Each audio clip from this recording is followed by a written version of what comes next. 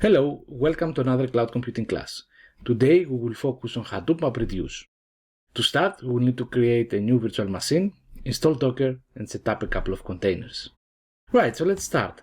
I have my tutorial as usual on the left side, and I will follow the tutorial in order to create my virtual machines. So I need a virtual machine with 2 CPUs and 8 GB of memory. So for this tutorial, we would use a strong virtual machine in order to deploy our big data tasks. Alright, so let's go and create a new instance. As usual, I'm in my Google Cloud platform. I will call my instance Hadoop VM, and I will just leave it in the default setup here. I will only change the machine type to E2 standard 2 that has 8 GB of memory, so we need a lot of memory for these containers. And I will change the boot disk into Ubuntu as usual 1804, and that should be fine. The size of the virtual machine, I can add 40 GB of memory, and that should be enough. If I need, I can go back and increase the size. Make sure you allow the HTTP and the HTTPS traffic and create your virtual machine. Alright, so my virtual machine is in creation, and I will go back to my tutorial just to organize myself and explore the next steps. So the first thing always is to update your system and then install Docker and then create your user and switch to your new user. This is what we'll do in any case. Right, so you can see my VM is up and running. I will connect to my VM. Let me organize my windows, and I will start by updating my system and then installing Docker. Now, Hadoop MapReduce is a platform for us to run MapReduce problems in the idea of parallel processing. And we will explore today two examples, mainly one of data-intensive task and another one that is a computational intensive task. Right, so let me start. First of all, I will update actually my virtual machine. It's a good practice, as we say usually, to update, and then I will install my Docker. Let's give it a second, and let's install Docker. Type yes, press enter. I don't really need to see my Docker version. I can do that, but that's fine. I will go directly and I will create a new Docker user, and I will use this user in order to interact with Docker. I will need to make some basic configurations, for example, add the users to the sudoers, and also make sure that I can run Docker commands without the sudo keyword. So just add here your new user, leave this empty, press yes, and now let's add our new Docker user into the sudo group with this command, and let's also make the user, this Docker user, a sudo user that can actually run Docker commands without the sudo user keyword. Alright, so let's do this. Let's change back to our Docker user. These are usual stuff that we always do, so you should be able to do this, and I can clear my screen and I should be ready. Make sure you are in your home Docker user directory, right? And we should be ready. So we have Docker installed. Now what we'll do is we will pull our first Hadoop image. So in this case, what I will do, I will ask for Docker to download this Hadoop Docker 2.7.0, and that's the image that we will use in order to create our Hadoop container. As you can see, this might take some time because it will download the container with all the related packages. It will be all pre-installed for me, so I will not have to do any configuration, including the HDFS, the yarn. Everything should be there. Also, our code that we will use for this tutorial, it should be also there. So we'll use the default code that comes with Hadoop, and we'll run these tutorials today. Now, let's wait for a minute or so. As you can see, some of these part of these are quite big. It was like 200 megabytes of size. In my case, you can see my container is now here. I'm sorry for that. And what I will do is I will say Docker images, and I will see here that I have this Hadoop Docker 2.7.0 image. You can see the size is quite big. It's 1.76 gigabyte. So it might need some time to download in your in your VM.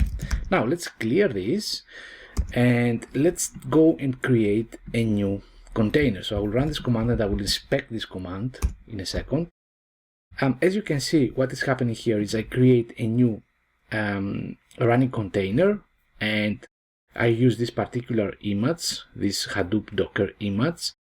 I also want to enter in my container, so I use this bash command, and I actually give 5 GB of memory to my container because this is quite a computationally intensive container. We also have ports here to map.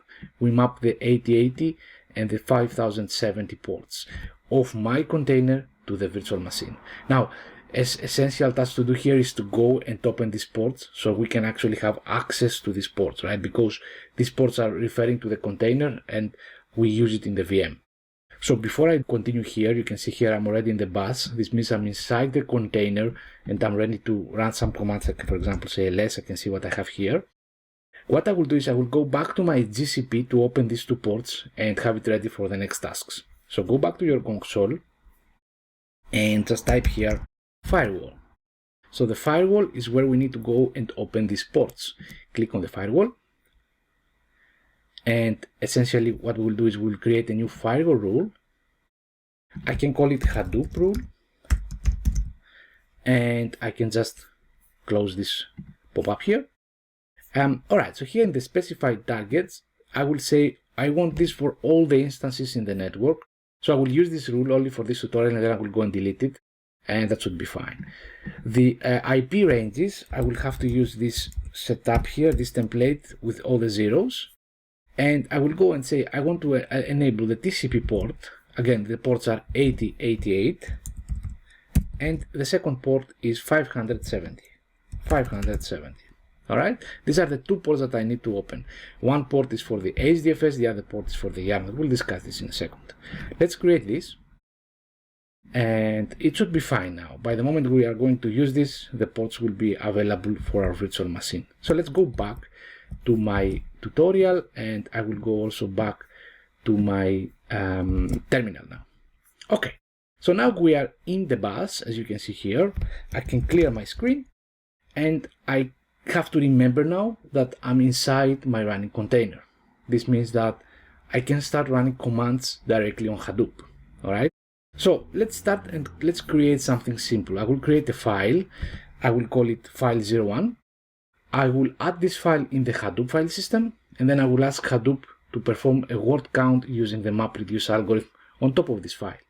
Now, here I will use today a new way to create files. We use the pico command or vi or other editors. I will use the tats. So tats will allow me to create a file called file01. Alright. The file is empty, so you just create a file, an empty file. And now I will go and say, I will copy paste from here so I don't have to type all this. I will say echo space all this text here to my file 01. Alright, so this is my actual text. So you can say echo, that's a command to print something, and print this inside my file. That's the idea of this command. So if I say here, I cut my file 01, I can see that I have this, this text inside my file 01. Okay, so I don't really need to create a file 01.txt, that's fine. It should work like that as well. Okay, now I was able to create my first file.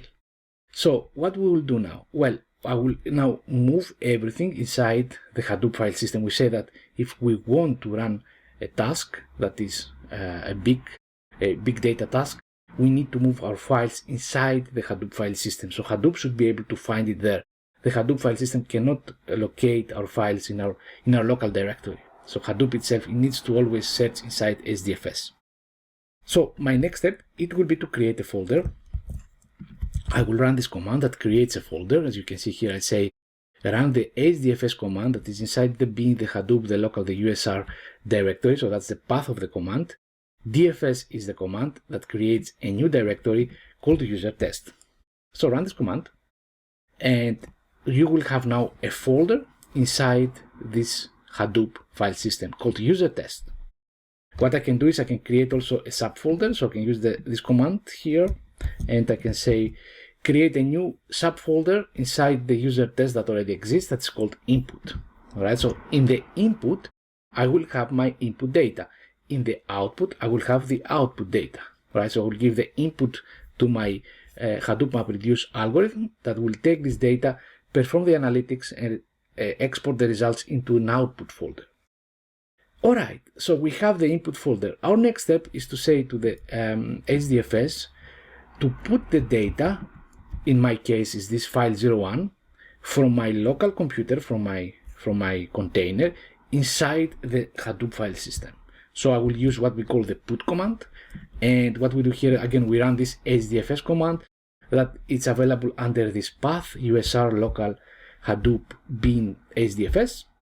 And we put this file 01 that we just created inside the input folder. So press enter, and we should be able to move this file inside the input folder. So if we use a program and we say use the file 01, the program should be able to find it because it's inside the user test input that is inside the Hadoop file system. Alright, now what we'll do here, we'll run this long command, just one command, and we will explore it in a second. So this command, what it does, it says run the Hadoop command and produce this MapReduce Hadoop MapReduce example.jar, so it's a Java program, using the word count for every file that is inside the input folder. This includes, for example, file 01. I don't have to specify my file. Every file that I have there, this command will take it, put it inside the word count, and produce something. This output will go to the user test output. So this command also will create an output directory. So let's run it. So this is actually the process of a task, what we call task in Hadoop MapReduce. You submit a job to the Hadoop MapReduce system. The file system will go and find my input file in this user test input directory, run the Hadoop MapReduce process. You can see here MapReduce, and because I have a very small file, so it goes quite fast.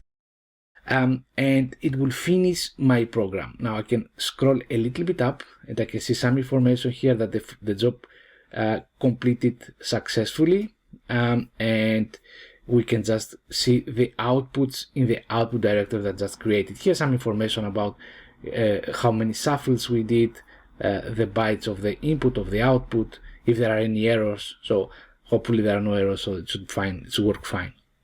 All right.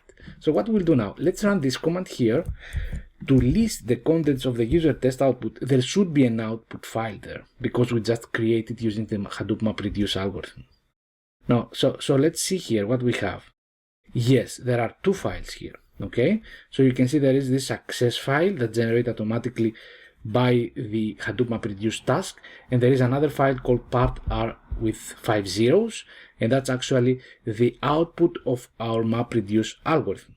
Right, so let's cut this file and see the content of this file.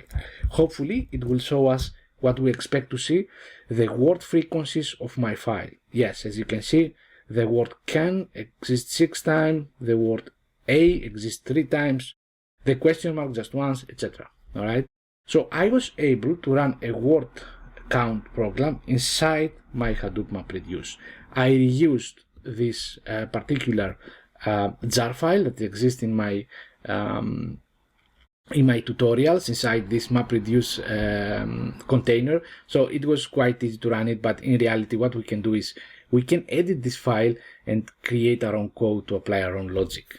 In our case, we just want to see how this works. Now, what we can do is if we want, we can go and delete the folders inside HDFS. If we are not going to use it anymore, if we have our output, we can extract the data and that's it. In our case, we will continue without running these commands here, so leave it as it is for the moment, and let's continue with the next step. So I will create another file. I will put it again inside my input folder, and I will run my Hadoop MapReduce algorithm one more time, just to see that it's quite easy now. We know more or less what we have to do. So we always will create a file. In my case, I will just use the touch. I will echo this cloud is good, cloud is scalable, cloud is fast. Add it to file 02. This symbol here, the greater symbol, means move this content to the file 02.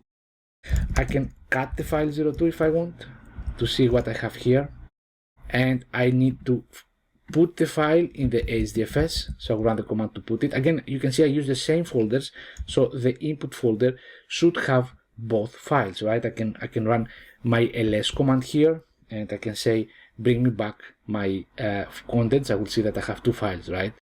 Now, what I will do is I will go and run the command. I can bring it back, or I can just copy and paste, and I will say again, run the Hadoop MapReduce problem using this word count example.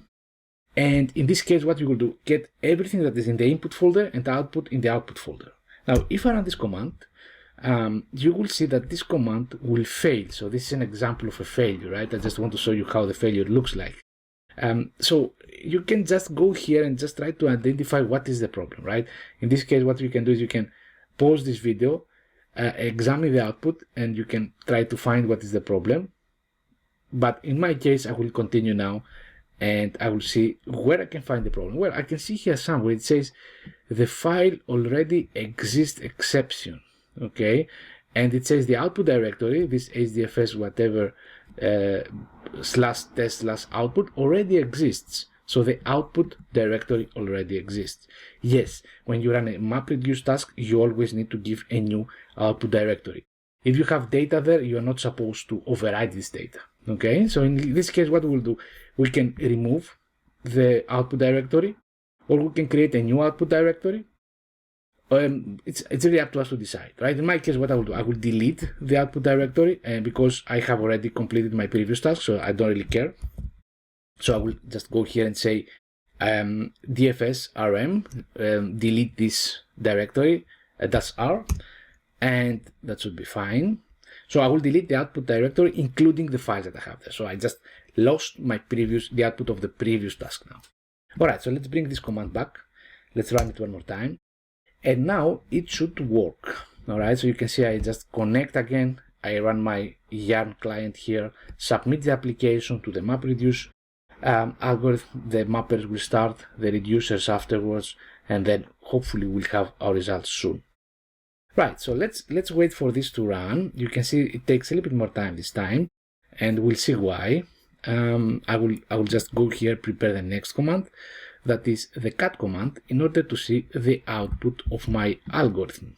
Okay, now if I go a little bit up, all right, I can see that I have two map tasks and one reduce tasks. All right, my count is here and everything completed successfully. Right, let me run this. All right. And what I will see now, I will see that here I have a different output, right? I have the combined output of the two files. So my program went and used both files as an input, but it will produce one output. If you remember, I have file 01 and file 02 that are both inside my input folder.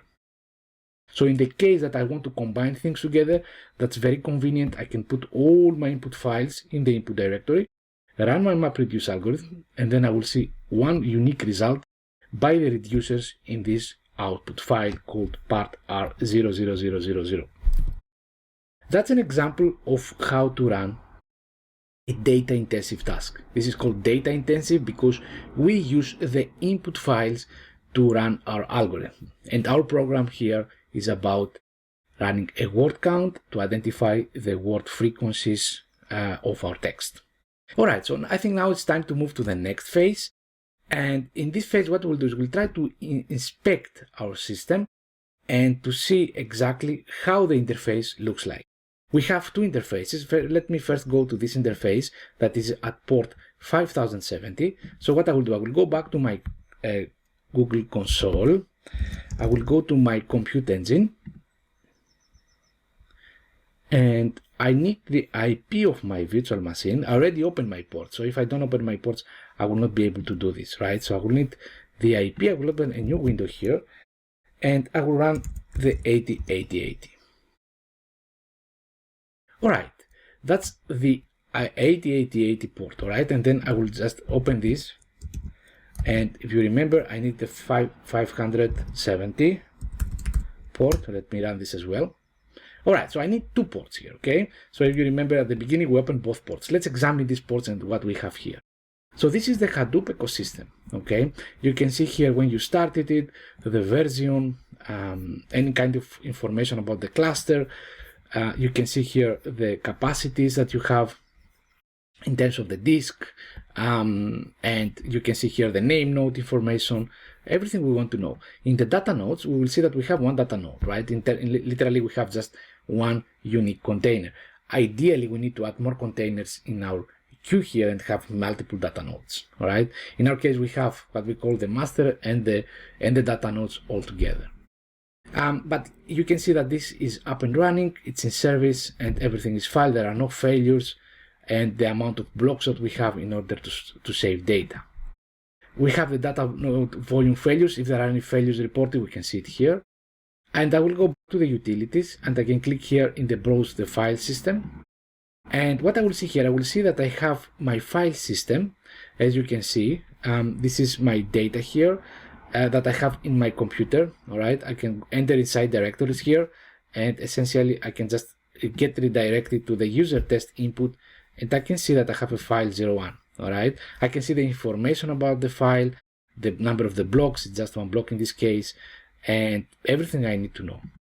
I can also go back now to my test, and I can type here output, and I should go to my output, and I can see here the output files as well if I want some information. So I'm also able to redirect to my files using the file system information. I just browse the file system again and go to user, test is the folder that I created, input output, and you should be able to see your files. In the logs, you will see information about the logs of our system. Whatever you run, you don't really need to go back to the command line and check there all the outputs. You have everything here. If there is an error or something happening, you should be able to find it in the logs.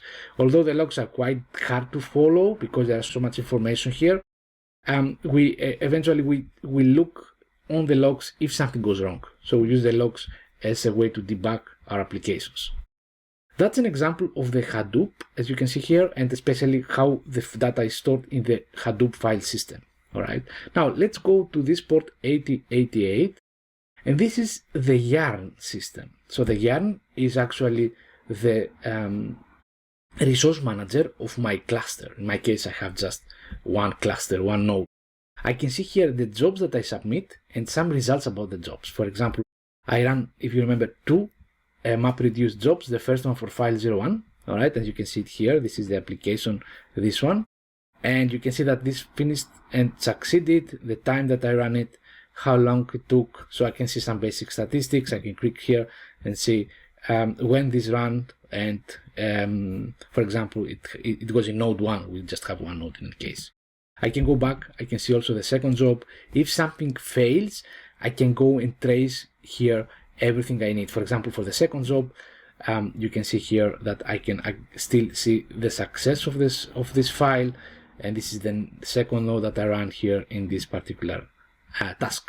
What I just want to understand here is that this is a Yarn environment, so we can see information about our nodes and the tasks that we run in nodes. And that should be all here. Now I can also classify by finished, or if I have a lot of jobs here, I can put accepted. I will not see anything now because all my jobs are completed and are in finished state. The scheduler is responsible for scheduling the jobs. I can see here different information about the capacity of my queue when I use multiple submissions at the same time. Right, so that would be more or less all that I want to show you about the Yarn. In many cases, what we can say here is that we can monitor the running of my applications in this Hadoop 8080 port, and we can see here if everything completed successfully. Okay, so let's go back now to my tutorial, and actually let me bring you back my my terminal, and let's continue to the next step. In phase 5, we will continue running a new MapReduce task that is actually a computational intensive task. Let me clear my screen here. Now, the task that I will run here does not really involve any kind of data. It's a task, for example, we'll use the Monte Carlo simulation in order to estimate the value of pi, the 3.14.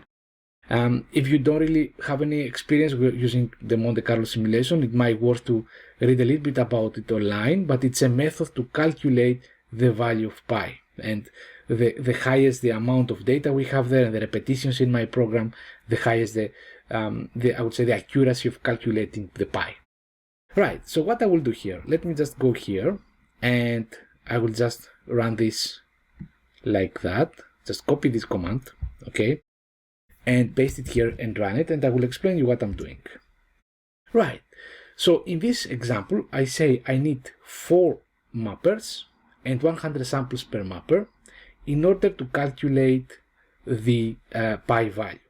My algorithm will run the number of mappers in order to calculate the value of pi, and then will aggregate the results in the reducer and will bring me back the value of pi. Alright, so that would be the value of pi using this configuration for number of mappers. The lower the number of mappers, the lower our accuracy to calculate pi. And obviously the lower the time to calculate pi, because our program will spend less time on calculations. You can see here that my program estimated the value of pi to 3.17 and it finished in 33 seconds. Alright, that's fine. Again, what I used the pre-configured example that I have here in this Hadoop MapReduce container, and I will use this example here for the pi, right? Before we ran the word count example, now we're running the pi example.